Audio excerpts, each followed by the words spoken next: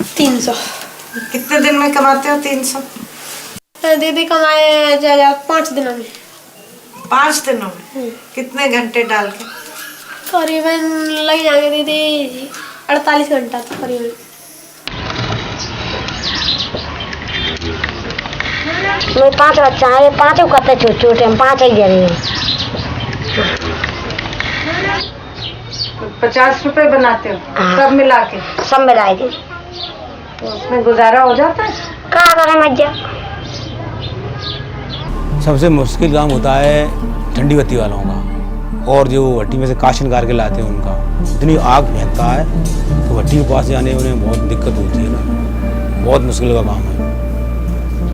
दोस्तों, भारत में glass bangles यानी कांच की चूड़ियों की एक खास इंपॉर्टेंस है। स्पेशली मैरिड गर्ल्स के लिए बैंगल्स को काफ़ी ऑस्पिशियस माना जाता है। दोस्तों, वैसे तो इंडिया में काफ़ी सिटीज़ हैं जहां बैंगल्स बनाई जाती हैं, जैसे फिरोज़ाबाद, हैदराबाद, मुजफ्फरपुर, वाराणसी। लेकिन इंडिया में इनकी फैक्ट्रीज का जो हब है वो है फिरोज़ाबाद शहर में, जो कि उत्तर प्रदेश में आगरा से करीब 45 किलोमीटर दूर है। इनफैक्ट फिरोज़ाबाद को इसी वजह से सुहाग नगरी भी बुलाया जाता है। इस समय फिरोज़ाबाद वर्ल्ड का largest producer of glass bangles है, जिसका इंडस्ट्री साइज करीब 5000 करोड़ रुपए से भी ज़्यादा है। फिरोज़ाबाद के सदर बाज़ार में आपको एक से एक रंगीन और डिज़ाइनर ग्लास बैंगल्स देखने को मिल जाएंगे। लेकिन दोस्तों, इस चकाचौंध के पीछे एक बहुत ही दुखद और चौंका देने वाला सच छुपा है उन वर्कर्स का, उनके फैमिली मेम्बर्स और उनके बच्चों का, जो कि इन फैक्ट्रीज़ में काम करते हैं। दरअसल ये एक बहुत ही अनऑर्गेनाइज्ड इंडस्ट्री है, जो यहाँ पर काम करने वाले लोगों की हेल्थ के लिए एक बहुत ही बड़ा खतरा है। यहाँ ना तो कोई स्टैंडर्ड्स फॉलो होते हैं और ना ही कोई लॉज। साथ ही यहाँ पे भरपूर मात्रा में चाइल्ड लेबर भी होती है। दोस्तों, आज के इस वीडियो में मैं बात करने वाला हूँ इन्हीं वर्कर्स और इनकी लाइफ के बारे में, और साथ ही मैं आपको बताऊंगा कि किस तरह से फिरोज़ाबाद की फैक्ट्रीज में इंडिया के लेबर लॉज की धज्जियां उड़ाई जा रही हैं। सेफ्टी के लिए यहाँ कुछ भी नहीं है। सेफ्टी के लिए अगर हाथ कट भी जाता है तो ये सुतलियाँ हैं, सुतलियाँ इनको निकाल लीजिए और यूँ करके बांध लीजिए। खून रुक जाएगा कुछ देर के लिए, फिर फेंक दीजिए। यही पट्टी है यहाँ पर। छुट्टी वगैरह पड़ती है, रजिस्टर्ड छुट्टी पड़ती है, त्योहार वगैरह, इतवार वगैरह, संडे वगैरह, इसके कोई पैसा नहीं मिलता हम लोगों को।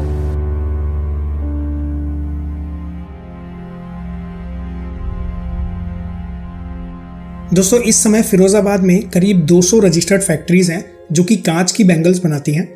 बैंगल्स बनाने का प्रोसेस बड़ा ही रिस्की है, और ऐसा माना जाता है कि एक बैंगल मार्केट में आने से पहले करीब 25 से 30 हाथों से होकर गुजरती है। अगर इसके प्रोसेस की बात करें तो सबसे पहले कांच की बॉटल्स और बाकी वेस्ट मटेरियल को वॉश करके उसमें नमक मिलाया जाता है। उसके बाद इस मिक्सचर को टैंक फर्नेस में डाल दिया जाता है, जिसे भैंसा भट्टी भी कहा जाता है। यहाँ 1300 डिग्री के टेम्परेचर पर करीब 15 घंटे तक इस मिक्सचर को रखा जाता है। जनरली ये काफ़ी ख़राब कंडीशन की फैक्ट्रीज होती हैं जिनमें ठीक से चिमनी भी नहीं होती, जो कि स्मोक और हार्मफुल गैसेस को ठीक से फैक्ट्री के बाहर फेंक सके। इसकी वजह से होता क्या है कि ये पॉइजनस गैसेस फैक्ट्री के अंदर ही घूमती रहती हैं, जिससे वर्कर्स को chronic bronchitis, lung infection, in fact काफ़ी वर्कर्स को तो ब्लाइंडनेस तक भी हो चुकी है। इसके अलावा इन वर्कर्स को घंटों इन तपती हुई भट्टियों के सामने बैठना पड़ता है। ज़रा सोच कर देखिए कि गर्मियों में इन वर्कर्स का क्या हाल होता होगा। पहले तो कोयले और लकड़ी से इस फर्नेस को गर्म किया जाता था, जिससे और ज़्यादा पोल्यूशन होता था। इनफैक्ट इसी पोल्यूशन का कुछ इम्पैक्ट 45 किलोमीटर दूर आगरा में स्थित ताजमहल तक भी होता था, जिसकी वजह से हमारी ये धरोहर काली पड़ने लगी थी। इसके बाद साल 1996 में इन फैक्ट्रीज में नेचुरल गैस यानी मीथेन का यूज़ होने लगा। फिरोज़ाबाद की हवा ऐसी थी कि शहर के अंदर हम कपड़े धो करके जब सुखाते थे बाहर, तो शाम को जो सफ़ेद कपड़े होते थे वो काले उठाते थे। It's difficult to imagine and tell you, but it was really bad at that stage. इसके बाद जब कांच पिघल जाता है, तब पिघले हुए कांच के लावा को करीब 8 फीट लंबी रॉड से निकालकर उसमें कलर मिलाया जाता है और उसे पीट कर एक यूनिफॉर्म मिक्सचर तैयार किया जाता है। दोस्तों, इस प्रोसेस के टाइम पे भी वर्कर्स कोई प्रोटेक्टिव गियर नहीं पहनते, जैसे कि हेलमेट, गॉगल्स या ग्लव्स वगैरह। इससे काफ़ी बार जो पिघलता हुआ लावा है वो इनकी बॉडी से टच हो जाता है और वो बॉडी के जिस भी हिस्से पे गिरता है वहाँ पे एक गहरा घाव हो जाता है। फैक्ट्री के मालिकों का कहना है कि उन्होंने वर्कर्स को प्रोटेक्टिव गियर्स देने की कोशिश की थी, बट वर्कर्स ने ये कहकर उसको मना कर दिया कि इससे उनके काम करने में दिक्कत आती है।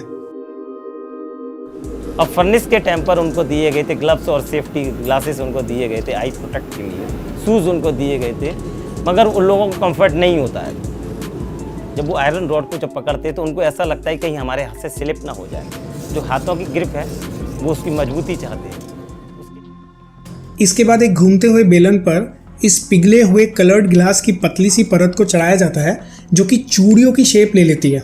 इसके बाद इन स्पाइरल्स को एक ट्रे में ठंडा किया जाता है, जिसके बाद एक डायमंड कटर इन बैंगल्स को अलग करता है।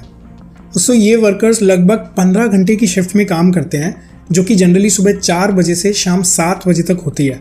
इस शिफ्ट के दौरान उन्हें अलग से लंच टाइम भी नहीं मिलता और उनको शिफ्ट के बीच में ही काम करते करते खाना पड़ता है। और इतना सब झेलने के बावजूद भी इन्हें उतना अच्छा कॉम्पेंसेशन नहीं मिलता। इनफैक्ट काफ़ी बार तो इनको मिनिमम वेजेस भी नहीं दी जाती। दोस्तों आपकी जानकारी के लिए बता दूं कि फिरोज़ाबाद में लगभग 4 लाख वर्कर्स हैं, लेकिन सिर्फ 70,000 EPF अकाउंट्स हैं। इसके बाद यहाँ से आगे का काम फिरोज़ाबाद के हज़ारों घरों में होता है, जहाँ पर इन बैंगल्स के दोनों छोरों को मिलाकर जोड़ दिया जाता है और फिर उस पर कारीगरी की जाती है। इस प्रोसेस का सबसे डिसअपॉइंटिंग पार्ट ये है कि ये काम मैक्सिमम केसेस में बच्चों को दिया जाता है। फैक्ट्री ओनर्स का कहना है कि क्योंकि उनकी उंगलियां छोटी होती हैं, इससे बैंगल्स को आकार देने में, जोड़ने में और डेकोरेट करने में काफ़ी मदद मिलती है। जैसे जैसे ये बच्चे अपने काम में माहिर होते जाते हैं, वे अपनी स्टडीज़ को बीच में ही छोड़कर खुद को फैक्ट्रीज़ में अपॉइंट करवाते हैं। फैक्ट्रीज़ की हालत तो आपको मालूम ही है। इनिशियली इन बच्चों को बैंगल्स की क्वालिटी चेक का काम दिया जाता है। ये बच्चे वो पत्थर से बैंगल को छूते हैं और जो साउंड प्रोड्यूस होती है उसके हिसाब से पता लगाते हैं कि बैंगल्स टूटी हुई है या जुड़ी हुई।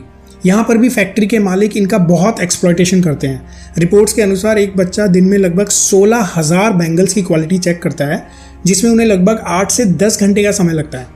और इतना बारीक काम करने के बाद उन्हें केवल 100 रुपये पर डे ही मिल पाता है। ये महीने का 3,000 रुपये जो एक बच्चा अपने घर के लिए कमाता है, ये उन्हें उनकी पढ़ाई से भी ज़्यादा इंपॉर्टेंट लगता है। इनफैक्ट अल जजीरा न्यूज़ की रिपोर्ट के हिसाब से यहाँ केवल 40% बच्चे ही एक्चुअल में स्कूल जाते हैं। दोस्तों विमेन वर्कर्स की सिचुएशन तो और भी ज़्यादा ख़राब है। उन्हें मेनली साफ़ सफाई का काम दिया जाता है। इसका कॉम्पेंसेशन तो उनको बच्चों को दिए गए कॉम्पेंसेशन से भी कम है। इंडिया के फैक्ट्री लेबर लॉज के हिसाब से जो उन्हें बेनिफिट्स मिलने चाहिए, maternity benefits, equal work space compensation, health benefits वगैरह, वो तो बहुत दूर की बात है। उन्हें बेसिक ह्यूमन फैसिलिटीज़ तक नहीं मिलती।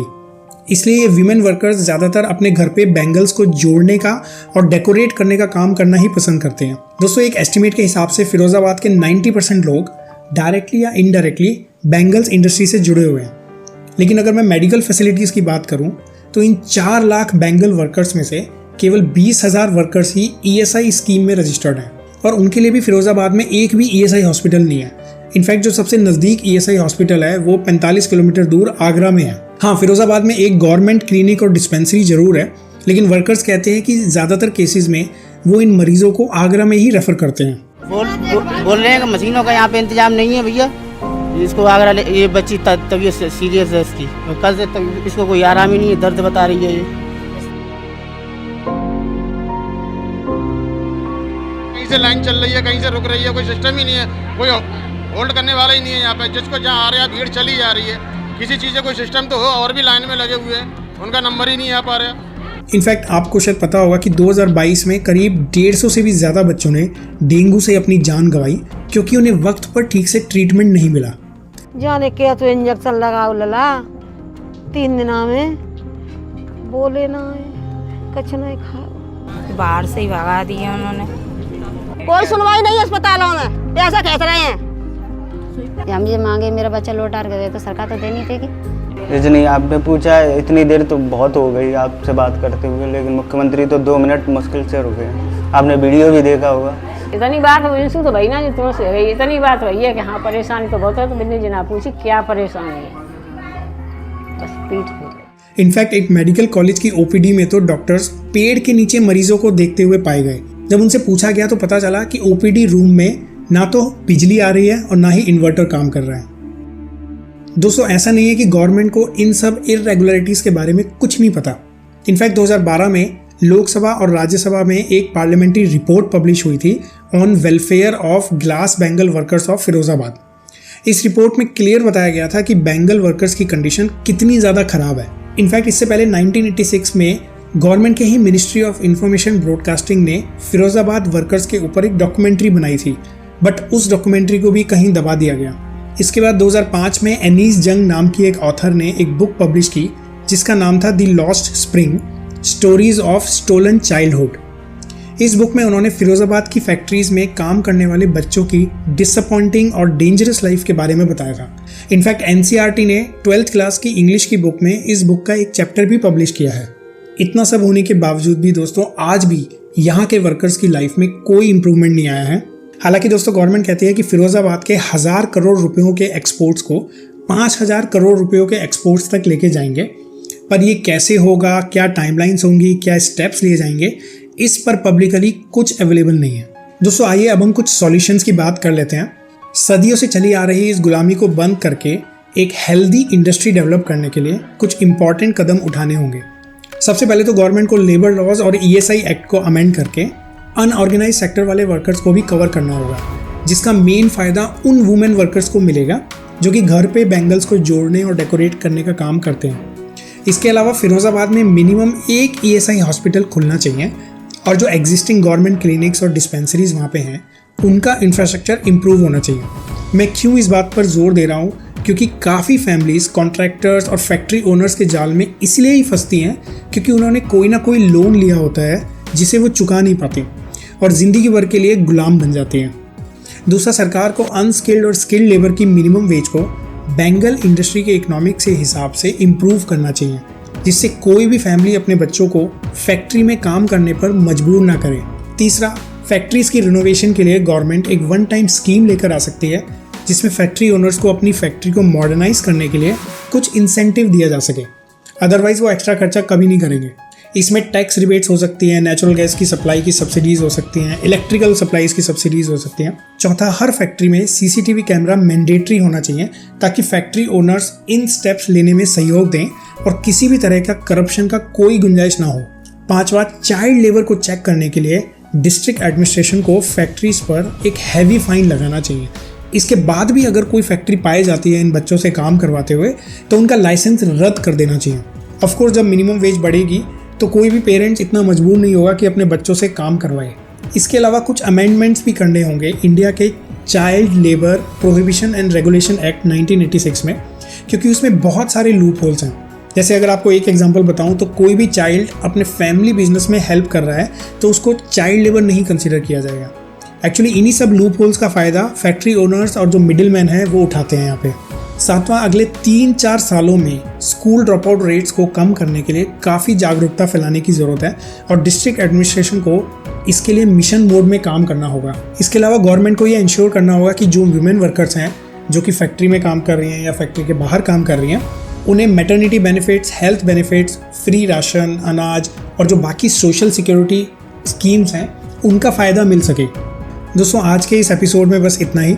नीचे कमेंट्स करके बताइए कि आपको ये एपिसोड कैसा लगा। ऐसे ही और नॉलेजेबल वीडियोस देखने के लिए हमारे चैनल को सब्सक्राइब करना मत भूलिएगा। जल्दी ही मिलते हैं एक सुपर अमेजिंग वीडियो के साथ। तब तक के लिए goodbye and take very good care of yourself and your family.